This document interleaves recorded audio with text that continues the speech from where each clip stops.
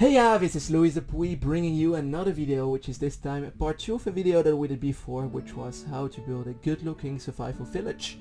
Let's hop on right into it, because you can see right now I've actually used some spruce leaves as vines. And those little details is something I really like to add to terraform things, because it gives me in my imagination an impression that this thing has been there for a really long time. You know, the water digging straight to the rock, those leaves have been chilling there for a really long time. It's really those little details that add so much history and stories to a village or a castle, whatever you build. So that's something I consider you guys doing as well, you know, always terraforming and trying those things out, because before previously I didn't do that, and once I started doing that, little details, literally it's not, terraforming is one of the easiest things to do. If it's not too much, like, you know, adding some flowers and leaves and things like that, because it really blends those buildings together. Talking about the statue that I actually started building there, I tried my own design, didn't work out, so I googled a small statue design, and I came across this little statue, and it worked out pretty well. So if you want to find it, I don't know from whom it is, but on Google it's one of the first results, I think.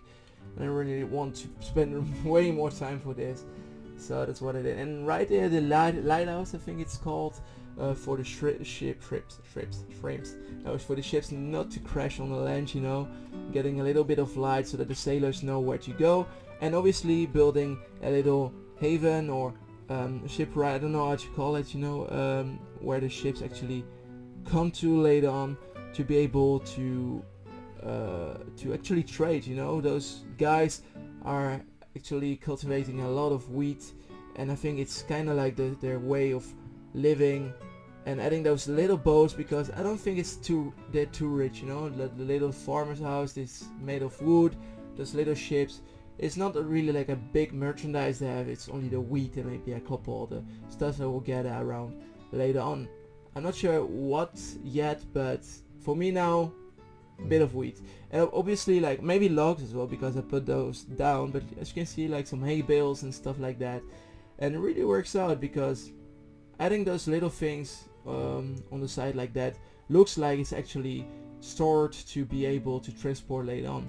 And right there on the third level, I think, because I had different levels of elevation, I built a little shack made of stone and this roof with I think it's acacia, to make it look like it's one of the oldest buildings standing there.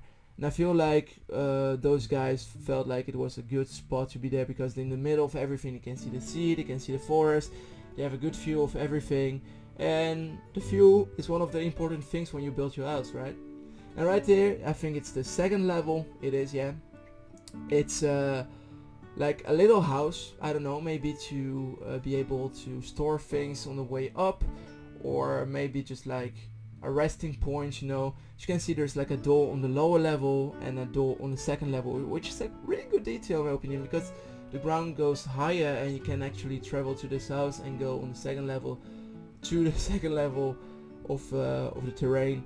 And those are things I really like to add, you know, those little things that I actually implement into the environment. If it wasn't that high, I wouldn't have built like that second layer of the house.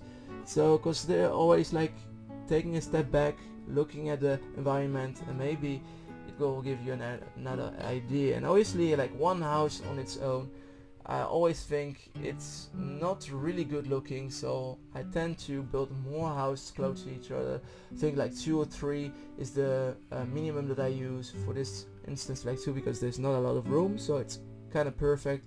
Building those little trees, which had a little piece of, I know it's willow, because willow actually grow next to water, so it's not really realistic, I think, but I really like those trees, because those are really beautiful in real life, and I really try to build the same kind of style. And this place you can actually sit down, relax, see the flowers, have a beautiful sight over the sea, which is something like, you know, a bit hidden behind this house. It looks like a backyard, and that's something I really liked about this build. So as you can see, like on its whole, it's looking quite good, let's be honest. I mean, just those little trees add so much detail to it, those little flowers I actually put down. really like those. This part I'm actually building the church that I talked about previously in the other video, overlooking over the whole land, so you can see it from really far down below with a little tower, you know. And I really wanted to make this build a bit detailed, but like on the smaller size, because obviously it's not a big village. There are not a lot of houses, so obviously a big church would be too much work for those guys to actually build, and actually cost a lot of work to actually renovate and things like that. So once again, adding a little bit of story to this village, but I feel like that all those details actually make it look like this. Those people living there really pay attention to the church and their belief. As you can see, I added like a little part like on the left side right there, which I thought was really good, because you can, if you're inside, you can look through the window and see the whole land. And that was amazing, guys. And yeah, this is the church standing on its own. I'm really happy about the result. But there's one more thing I want to tell you guys, because you see all those yellow wall thing where there should be other buildings. Yep, I told you 2 parts, but there's so much footage, guys. There's 8 more hours of for me to render, and it's way too much to add on into one video.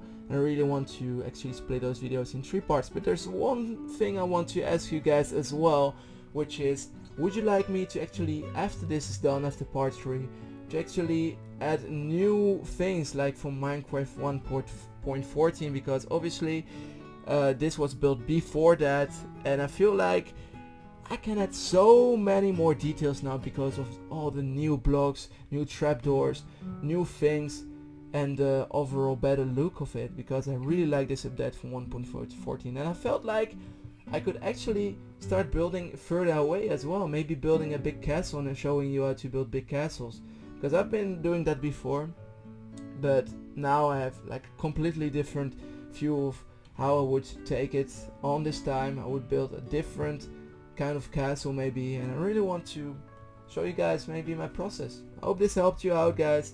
If you want to see the final result plus the world download, don't forget to subscribe if you're new, like, comment, and obviously look at part 3 when it's done, because believe me, once the windmill and all those other buildings will be done, it will be amazing.